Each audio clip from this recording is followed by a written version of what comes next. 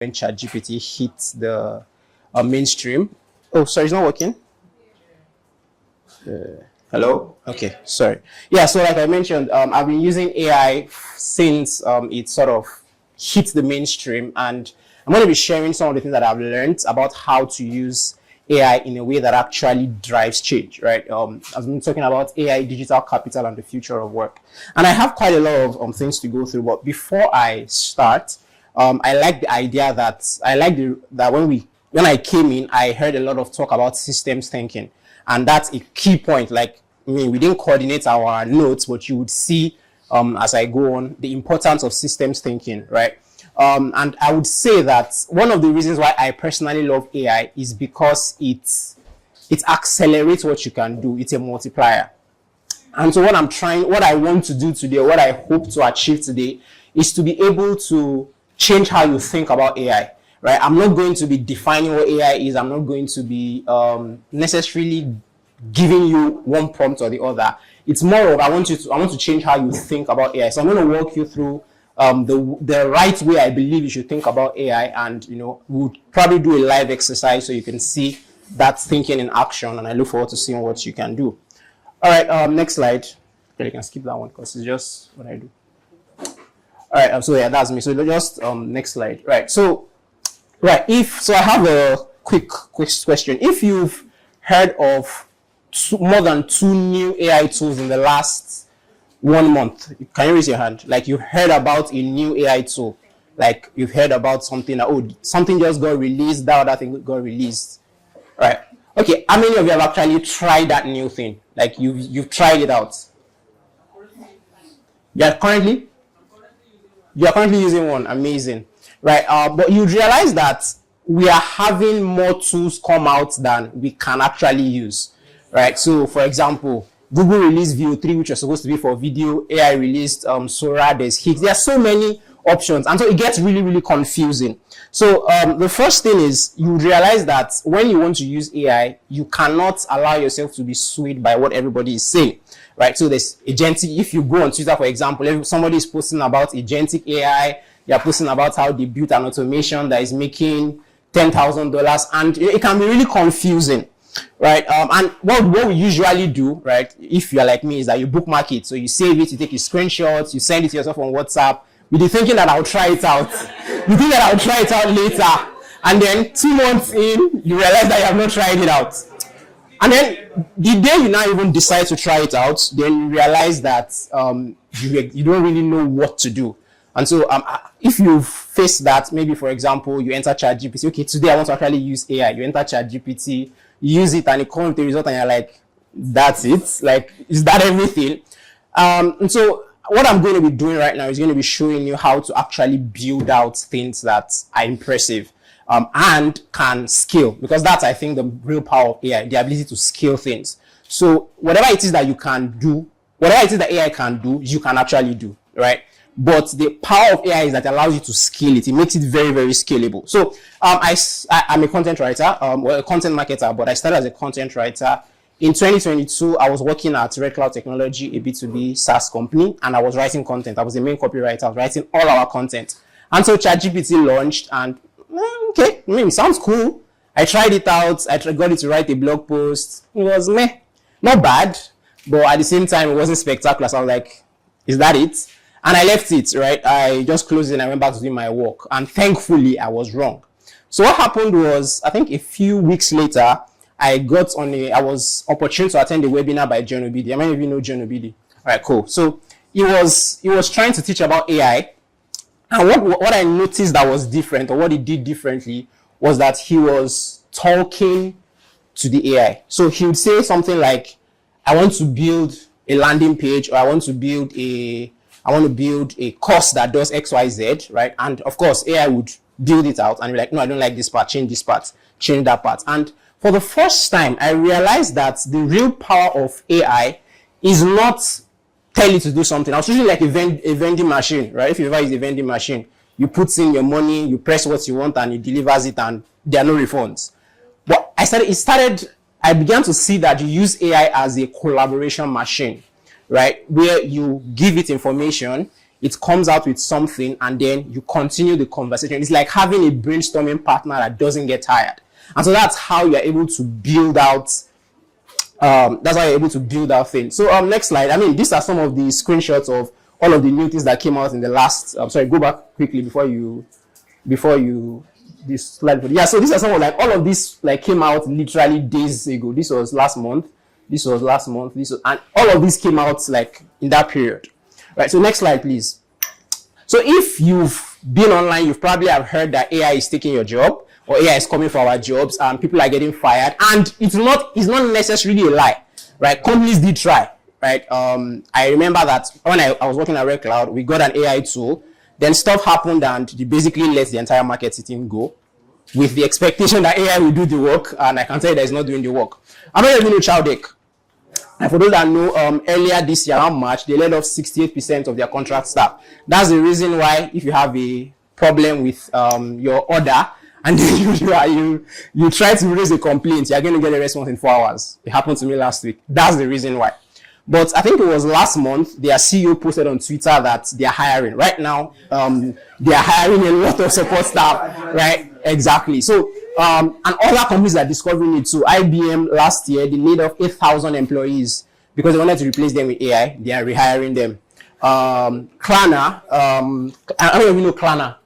It's the big fintech. They are in the buy now, pay later space. They are also hiring people. Even McDonald's, right, in the US, they tried to, sorry, I'm not used to using mics like this, right? So even McDonald's in the US, they tried to, replace the entire fast food ordering system with AI, and it didn't work, right? The AI was getting orders wrong. It was putting ice cream on people's chicken and just some very, very interesting stuff, right?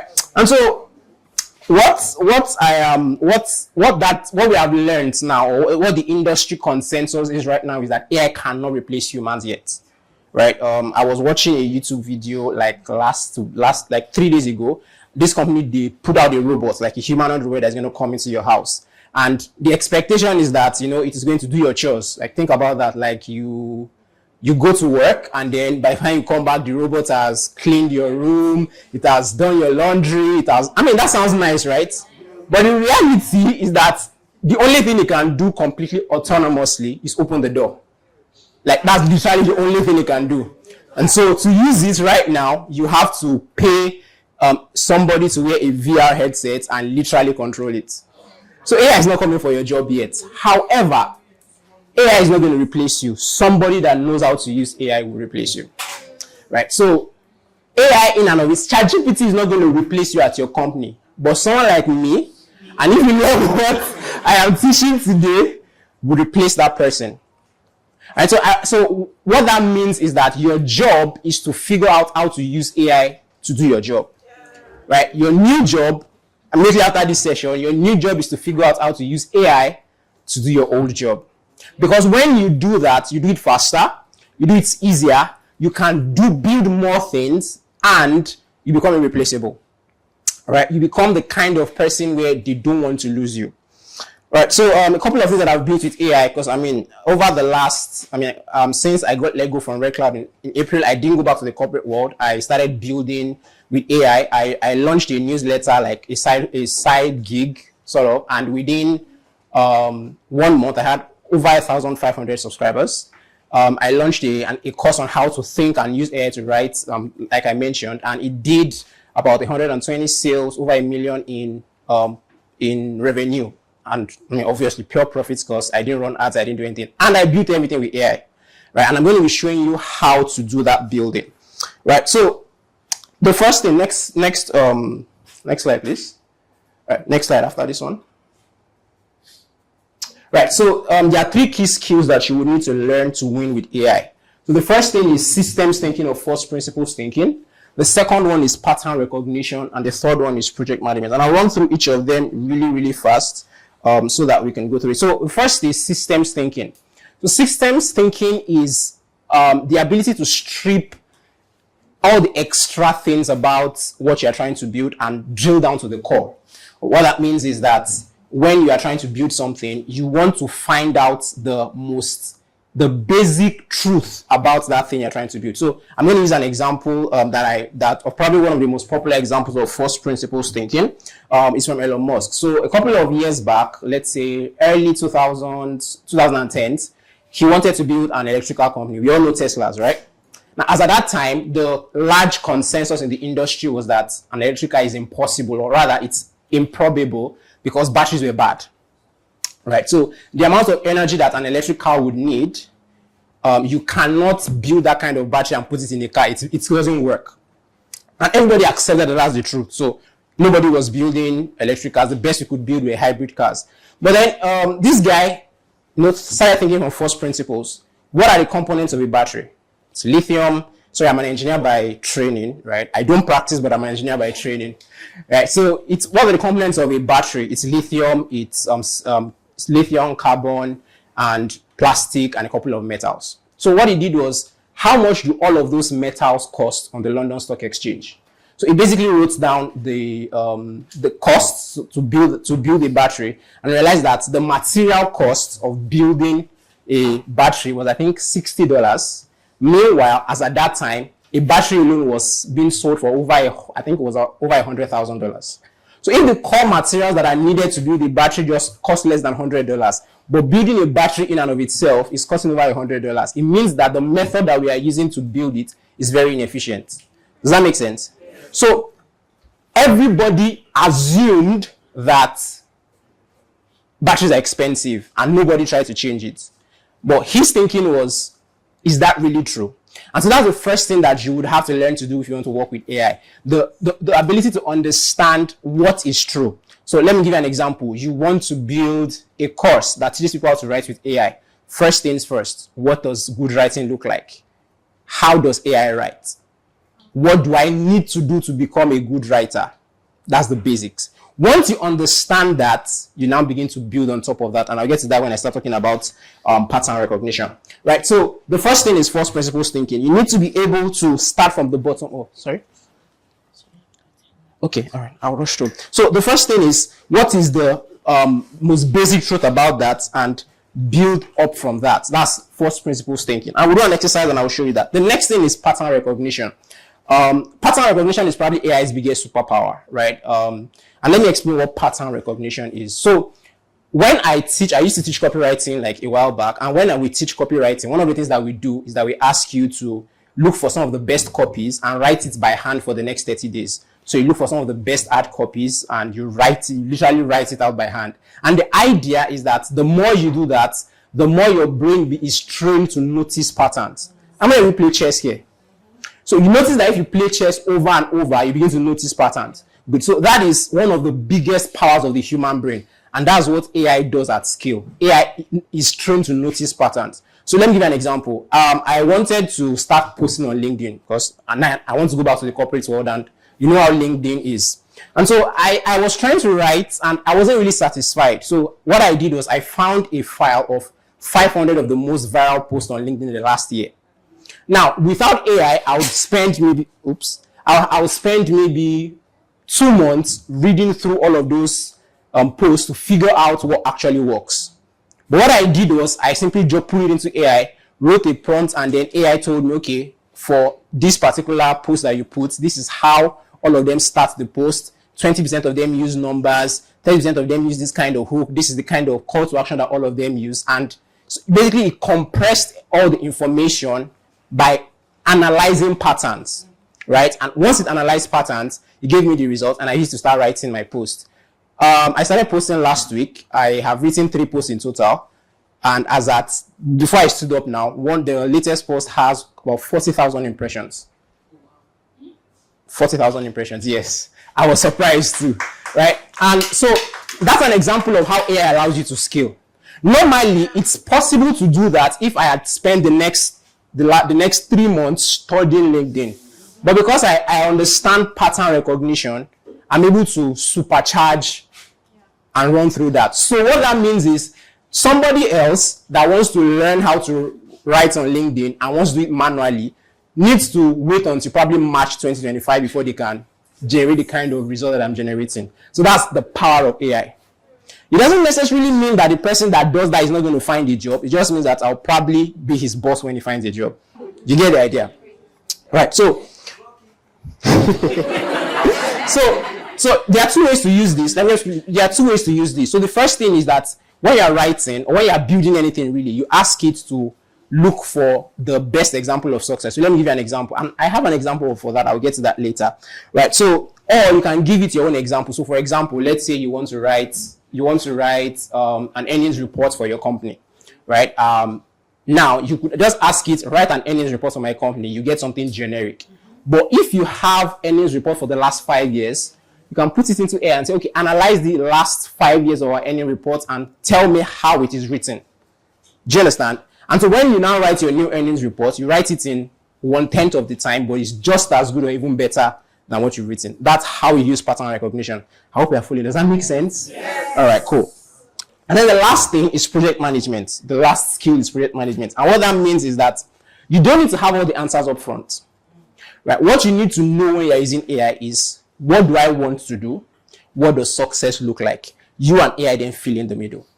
Does that make sense? Yeah. So what do I want to do? Be very clear. That's where first principles thinking come in. What exactly do I want to achieve? What does success look like? Once you have that, then you now ask AI and begin to walk through the middle. So I'm trying to rush so that I don't overshoot my time. So what most people think is that AI can replace their team or AI can replace you. But what you should think is that AI that is a tool that makes your work better, right? And so, like I said, how to build this. So very quickly, how to build with AI. This is the practical part. So there are two ways of building with AI that I recommend or I use. The first is when you are building an area of expertise, which means that you can accurately evaluate the results. So for example, if you are a designer, for instance, and you ask AI to design something, you can judge if it's a good design because you understand design. So in that case, this is the flow that you start from first principles. What am I trying to build? What should it look like? Then you give it context and you set limits. So it should not do this, it should do this. You provide those limits and then you identify patterns. So for example, if you were a designer and you are building a landing page, for instance, you look for the best landing pages. Like I literally do that. So if I'm building a landing page for a client, what I do is I look at the best landing pages. I take screenshots of like landing pages of Salesforce, like the best landing page that I know are generating revenue. And I ask AI, analyze these landing pages. What is good about them? And then I import that into my own landing page. So I get the kind of results that those clients are getting. And so the next one, next slide, when it's not your area of expertise, right, what you do is you start from first principles, list out the end results. Now, at this point, you cannot accurately judge the results by eye test alone because you don't know what's good or what's not good, right? So what the first thing you do is that you list out the end result and you provide limits. Then you find an authority in the space. You find an authority in the space. You find for example, it could be a book that somebody has written. It could be a principle that is well known by the industry, and then you give that to AI and say, based on this particular pattern, based on this particular rubric, based on this particular criteria, what you build must be just as good as this. Does that make sense? So that's how you build in areas that you're not necessarily skilled in. And I have two examples. I hope I'll be able to go through that. So, for example, when most people want to write, for example, if you want to write a marketing plan, most people go and say, oh, write me a marketing plan for my company so that we can sell more. It's limited, right? So if I was going to do something like that, what I would do is I would say, okay, I want to write a marketing plan for my company. This is what we do. We are trying to achieve these particular goals. We want to hit these particular numbers. This is the industry that we are in. This is what I want the marketing strategy to focus on. Give it everything that you are thinking about what success is supposed to look like, and then you now ask it. Now, this is the mistake many people make. They ask it, build it. What you ask is, what do I need? What does it need to accomplish based on everything that I just mentioned? And so it takes that, it processes it. Again, remember, pattern recognition. The training data of your AI includes millions and millions of pages of what makes that particular thing good, right? And so it does that. Or you do the manual work to find winning strategies that companies have used, and you input it in, and it does the recognition for you. Does that make sense? Yes. All right, cool. So I'll give you the first example. When I was, in my newsletter, I built something called the skill to offer transformation system. Fancy name, but basically what it means is that if you have a skill, how do you turn that skill into an offer that somebody is going to be willing to pay for? That's really what it was. So what I did was I stripped away, okay, we have not yet got in here, so please format the the slide before. Okay. Let's just stay here. So I first stripped it down to its basic structure, right? What do I want to do? What does this system need to be able to do? Number one, you needed to be able to provide clarity on what the person can provide, the deliverables that the person works on. Then how do they demonstrate their expertise with it? How do they find clients? And how do they create a pitch that gets yes? So long and short, that's what the system needs to do. That's the parameters. And I thought I mentioned list out the end result and set limits, right? And so the building process was basically, I want to build a system that takes someone from their skill to their first client in 90 days. The 4 components are clarity, demonstration, discovery, and conversion. Can you identify the exact steps that need to be in place and then give me the outline for what the system is supposed to do? So it gave me the answer, and then I started refining it by conversing with it. That's how you build with AI, because it's an area of my expertise. It took me about 3 hours. I forgot to add the link. If you want to check it out, it's literally on my Substack. I can give you the link. You can check what it looks like after I built it. Now, I was also trying to, as a side project, so to speak, like I do that a lot with AI. I was trying to build a stock picker tool. So a couple of months ago on Twitter, everybody was talking about how they made money from the Nigerian stock exchange. How many people saw that? I was like, okay, fine, I want to figure this out, but I don't want to pay anybody to learn stocks. I wanted to play around with AI. So this is what I told AI was, and I will literally read out the prompt, right? So here's what it says. I'm investing in the stock market. I want to invest in the stock market in Nigeria, and I have no idea where to start. I don't want generic advice like read earnings reports. If I could do that, I would do that. Rather, what I want is an AI-powered structure that teaches me what makes a good stock, turns that criteria into a rubric, shows me where to find the data on what makes a good stock, helps me analyze that data, then synthesizes everything and gives me a confidence rating. So the idea is that when I say, for example, I want to, thinking about MTN stock, and I drop it inside the AI and say, I'm thinking about MTN stock, it should have knowledge of what makes a good stock. It should tell me where to find the reports that I need, their earnings report, their stakeholder calls. I cannot read it because I literally have no idea what it means. But I can ask AI to go into the internet and find out educational materials on what makes a good stock. Again, pattern recognition, recognize patterns, what makes a good stock, and use that information to sort of say that based on the 200 sources I read about how to choose a good stock, here are the things you need to pay attention to. Now, comparing that to what MTN has, MTN, maybe it's a 2/10 here, it's a 5/10 here, it's a 6/10 here. Combining everything, this particular stock is a 5/10, it's a 6/10. You should buy it or you should not buy it. Am I an expert in picking stocks?